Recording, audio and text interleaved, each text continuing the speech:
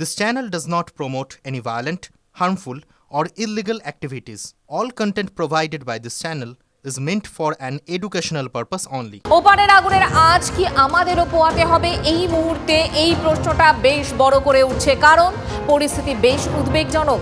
বাংলাদেশের আইন শৃঙ্খলা কার্যত শিখে উঠেছে। থানা জেলে হামলা চালিয়ে বন্দীদের মুক্ত করছেন আন্দোলনকারীরা। কারা এই বন্দী?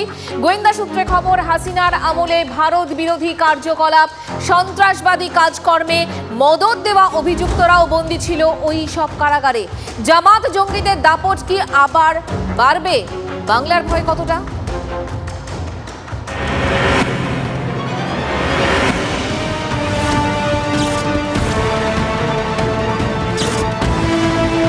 সোমবার হাসিনার পদত্যাগের পরেও বাংলাদেশে অস্থিরতা থামেনি। সূত্রের খবর, থানা ও কারাগারে হামলা চালিয়ে বন্দীদের মুক্ত করেছেন আন্দোলনকারীরা। ভারত বিরোধী কার্যকলাপে অভিযুক্ত বন্দীরাও ছাড়া পেয়ে যাচ্ছেন। জেএমবির মতো জঙ্গি সংগঠনের সদস্যরাও এই সুযোগে জেলের বাইরে পা রাখছেন। অন্তত 13টি থানা পুড়িয়ে দেওয়ার পাশাপাশি দুটো কারাগারে আন্দোলনকারীরা গিয়ে সমস্ত বন্দীদের মুক্ত করেছেন। এই সমস্ত কার্যকলাপ ভারতের উদ্বেগ বাড়াচ্ছে। ভারতের বিভিন্ন গোয়েন্দা বিভাগ বলছে, বিভিন্ন কারাগারে বাংলাদেশে বন্দী ছিলেন জামাত, ইসলামী ছাত্র শিবির সহ নানা ভারত বিদ্বেষী সংগঠনের নেতাকর্মীরা। তারাও কেউ কেউ মুক্ত হয়েছেন, কেউ বা মুক্তির অপেক্ষায়। তারা বেরিয়ে আসতে পারলে আবার ভারতীয় সীমান্তে নানা ভারত বিরোধী কার্যকলাপ মাথা চাড়া দিতে পারে। এ রাজ্যে ভারত বাংলাদেশ স্থল সীমান্তের অনেকটা এলাকায় কাঁটা তারের বেড়া নেই। তার উপর সীমান্তের একটা অংশে রয়েছে নদী। এই সব এলাকা পাহারা দেওয়া সব সময়ই কঠিন কাজ। এখন এই পরিবর্তিত পরিস্থিতিতে বাড়তি সতর্ক বিএসএফ। নদীকেন্দ্রিক সীমান্তে বাড়তি নাইট ভিশন ক্যামেরা লাগানো হয়েছে। তা দিয়ে প্রতি মুহূর্তে পরিস্থিতির উপর নজর রাখছেন বিএসএফ জওয়ানরা। নট অনলি বিএসএফ, আমাদের পশ্চিমবঙ্গ পুলিশের উপরেও কিন্তু একটা বিরাট চাপ এসে পড়বে যে ওখান থেকে যে সমস্ত ক্রিমিনালরা ছাড়া পেয়ে তারা যদি আবার সেই ভারত বিরোধী অ্যাক্টিভিটিসের মধ্যে শুরু করে দেয়, এবং সেক্ষেত্রে কিন্তু তখন লোকাল পুলিশের উপরে যারা law enforcing agency, local law enforcing agency, তাদের উপরে কিন্তু একটা বিরাট চাপ এসে যায়। ইন্টেলিজেন্সটাকে ভীষণভাবে বাড়িয়ে তুলতে হবে যাতে করে এই ধরনের ক্রিমিনালরা ভারতবর্ষে ঢুকে পড়তে না পারে। বাংলাদেশের বিভিন্ন জেলে বন্দী জামাতে ইসলাম ও হেফাজতে ইসলামের প্রথম সারির নেতারা দ্রুত মুক্তি পাবেন বলে আশা করছেন। বাংলাদেশ সেনার প্রাক্তন আধিকারিকদের একটা বড় অংশের সঙ্গে পাকিস্তান এবং চীনের গোয়েন্দা সংস্থাগুলোর সম্পর্ক অত্যন্ত মধুর। অন্যদিকে বিএনপি নেতাদের সঙ্গেও ধর্মীয় মৌলবাদীদের ভালো বোঝাপড়া। তাই হাসিনা সরকারের পতনের পর পাকিস্তান এবং চীনের গোয়েন্দা সংস্থা বাংলাদেশে সক্রিয় হবে এমনটাই আশঙ্কা ভারতীয় গোয়েন্দাদের। হেফাজতে ইসলাম ও জামাত শিবিরের নেতারা মুক্তি পেলে ফের বাংলাদেশে ইসলামিক মৌলবাদী শক্তিগুলি সংহত হয়ে আরও তীব্র ভারত বিরোধী কার্যকলাপের রাস্তায় হাঁটতে পারে বলে আশঙ্কা গোয়েন্দাদের। সাম্প্রতিককালে ইসলামী মৌলবাদী জেএমবি, আনসারুল বাংলা টিমের মতো বিভিন্ন ইসলামিক জঙ্গি সংগঠনের সদস্য এদেশে গা ঢাকা দিয়েছিল বলে খবর। এই পরিস্থিতিতে তারা বাংলাদেশে ফিরতে পারে, যা চিন্তা বাড়াচ্ছে ভারত তথা পশ্চিমবঙ্গের। স্পেশালি আমাদের স্টেটের উপরে ডাইরেক্ট থ্রেট আছে, কেন আমাদের অনেক লম্বা একটা পোরাস বাউন্ডারি আছে, বর্ডার আছে, যেখান থেকে যে কোনো জায়গা থেকে টেররিস্টরা ইনফিল্টার করতে পারে। ভারতীয় গোয়েন্দাদের আশঙ্কা, পাক গুপ্তচর সংস্থা আইএসআই বাংলাদেশে ফের শক্তিশালী হয়ে উঠতে পারে। সেক্ষেত্রে জামাত বা হেফাজতে ইসলামের মতো কট্টরপন্থীদের ব্যবহার করে তারা বাংলাদেশকে ভারত বিরোধী কার্যকলাপের কেন্দ্রে পরিণত করবে। জাল নোট থেকে শুরু করে বেআইনি অস্ত্র পাচারের চক্র সক্রিয় হওয়ার আশঙ্কাও থাকছে। তবে বাংলাদেশের পরিস্থিতির ওপর এখন নজর রাখা ছাড়া ভারতের কিছু করার নেই। বিএনপি সহ বিভিন্ন রাজনৈতিক দলের নেতৃত্বের সঙ্গে কূটনৈতিক আলোচনার রাস্তা খোলা রাখছেন ভারতীয় গোয়েন্দারা, যাতে ভারত বিরোধী ধর্মীয় মৌলবাদী শক্তির উত্থান আটকানো যায়। বাংলাদেশ থেকে পালানো সেনার প্রাক্তন কর্তাদের ওপরও নজর রাখা হচ্ছে। তাদের গতিবিধি এবং কাদের সঙ্গে যোগাযোগ রাখছেন সেই বিষয়ে তথ্য সংগ্রহ চলছে বিভিন্ন স্তরে আলোচনা বৈঠক। কেন্দ্রের তরফে যেমন বৈঠক হয়েছে, তেমনি রাজ্যের তরফেও রাজ্যের মুখ্যমন্ত্রীর নেতৃত্বে রাজ্যের পুলিশ প্রশাসনের কর্তাদের নিয়ে দফায় দফায় বৈঠক করা হয়েছে। বিএসএফের ডিজি সোজা চলে গিয়েছেন পেট্রাপোলে। সেখানে ভাসমান সীমান্ত এলাকা পরিদর্শন করেছেন তিনি। উদ্দেশ্য একটাই, আমাদের সীমান্তকে সুরক্ষিত করা। অনুপ্রবেশ এবং শরণার্থী সমস্যা বাংলাদেশে অস্থিরতার জেরে আবারও মাথাচাড়া দিতে পারে। এখন তাকে রোখাই বিএসএফের কাছে সবচেয়ে বড় চ্যালেঞ্জ। ক্যামেরায় দীপায়নের সঙ্গে প্রসেনজিৎ, TV9 বাংলা।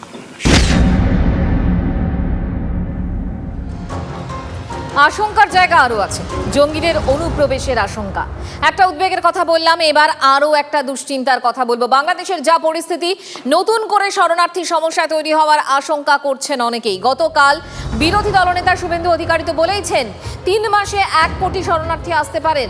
1 কোটি দরকার নেই। 10 লক্ষ শরণার্থী এলেও কি বাংলা চাপ নিতে পারবে? চাপ নিতে পারবে বাংলার কোষাগার? ছাত্র আন্দোলনের শাসকের পতন, দেশ ছাড়া হাসিনা, কিন্তু আন্দোলন কি আদৌ আর ছাত্রদের হাতে আছে? বাংলাদেশ জুড়ে চলছে খুন, লুটতরাজ। বাংলাদেশের বাসিন্দারাই বলছেন ওখানে আপনার আওয়ামী লীগ নেতা থেকে শুরু করে আওয়ামী লীগ সমর্থন যারা, তাদেরকে ঘরবাড়ি লুটপাট এবং মেরে ফেলতেছে, গুম করতেছে। গতকাল আমার প্লাটও হামলা হয়েছে, আমার নিজের প্লাটেও গতকাল আমাকে খুঁজছে। এখন যেতে দাদা অত্যন্ত ভয় লাগছে। এখন আসলে যেতে চাচ্ছি না, আরও চাচ্ছি 2-4 দিন এখানে স্টে করে যাওয়া। বাট গন্ডগোল তো চারদিকেই হচ্ছে। অশান্ত বাংলাদেশ, আক্রান্ত সংখ্যালঘুরা, প্রাণ ভয়, দেশ ছাড়ার হিড়িক কি বাড়বে? আবার কি বাংলাদেশের শরণার্থীর ভিড় বাড়বে? বাংলায় ফিরবে 71-এর দুঃসহ স্মৃতি?